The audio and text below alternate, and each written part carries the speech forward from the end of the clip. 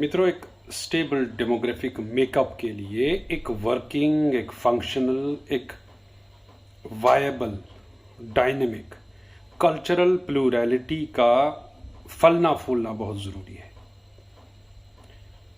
और सिर्फ theoretical basis पे मल्टीकल्चरलिज्म होना काफ़ी नहीं है, बल्कि जिसे हम कहेंगे plurality at work, multiculturalism at work, जिसमें वो अपने फुल स्विंग में एग्जिस्ट भी कर रहा है, ग्रो भी कर रहा है, और उस पर कोई डोमिनेंस नहीं है। क्योंकि बेसिक जो डिफरेंस है बिटवीन मल्टीकल्चरलिज्म एंड प्लूरलिज्म वो यही है कि मल्टीकल्चरलिज्म में कोई डोमिनेंट ग्रुप नहीं होता, बल्कि सारे ग्रुप्स, सारी इथनिसिटीज, सारी आइडेंटिटीज, सारे रिलीजन्स, सारी एफिलिएशंस को एग्जिस्ट करती हैं, एक दूसरे के साथ फलती फूलती हैं।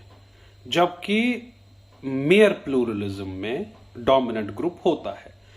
हमारी ये परंपरा रही है कि यहाँ पे वो इमिग्रेशन एंड इंटीग्रेशन वाला कॉन्सेप्ट नहीं है।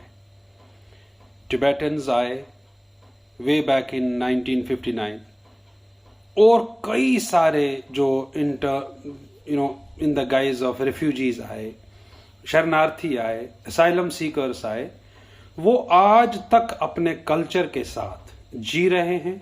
उनकी आइडेंटिटी पे कोई एनकाउंटर नहीं हुआ है।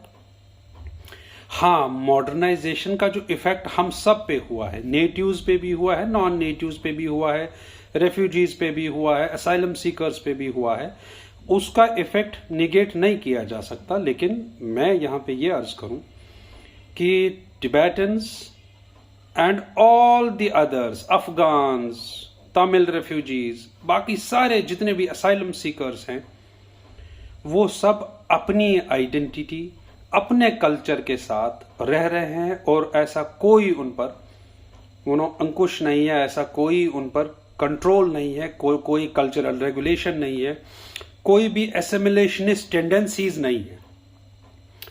That makes a democracy viable, dynamic and functioning. Republic day के मौके पर हम सब का ये प्रण होना चाहिए, हम सब की ये कोशिश होनी चाहिए कि हम उस प्लूरैलिटी, और specially cultural plurality at work, उसको सक्सेसफुल बनाएं। और जैसे वो जियो और जीने दो वाला जो कॉन्सेप्ट है, उस पे चलें, अपने कल्चर को दूसरों पे ना थोपें, अपनी कल्चरल डोमिनेंस या वो जो इथनोसेंट्रिज्म है उसको प्रूव करने की कोशिश में ना लगे रहें, बल्कि सबको जो को एग्जिस्ट होने का जो हक है वो चलता रहे, वो अपने वर्किंग पोजीशन में रहे, तभी कल्चरल प्लूरैलिटी एट वर्क कहा जा सकता है। और हमारे यहां कोई भी आए देश में, in the form of immigration, in the form of asylum seeker, refugee, blah blah blah, वो सब अपनी आइडेंटिटी के साथ जीने के लिए सक्षम हो, आजाद हो, और उनकी एक फ्री चॉइस हो। That makes a democracy functioning. That defines rather the soul of democracy.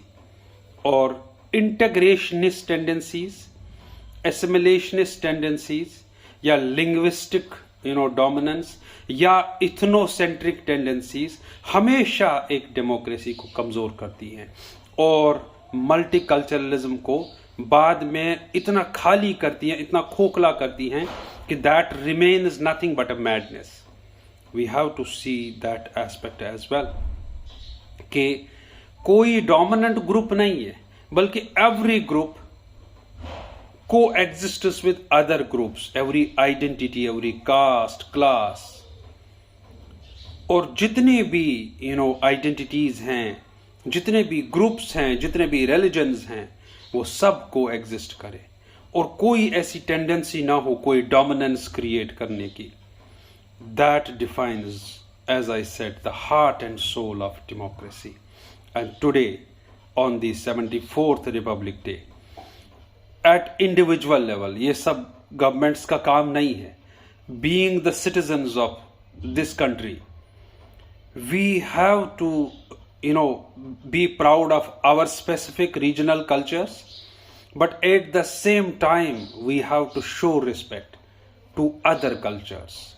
वो कोई भी ऐसी इथनिक या इथनोसेंट्रिक टेंडेंसी नहीं होनी चाहिए जहां पे we start judging other cultures by the standards of our own, बल्कि वो कल्चरल रिलेटिविज्म, जैसे मैं पहले भी कह चुका हूं कि all the cultures, there is no inferior culture or superior culture, inferior race, superior race, lower castes, upper caste, ऐसा कुछ नहीं है, बल्कि these are identities. Let us respect the identities, let us respect the religious affiliations, let us respect all the faiths and all the cultures.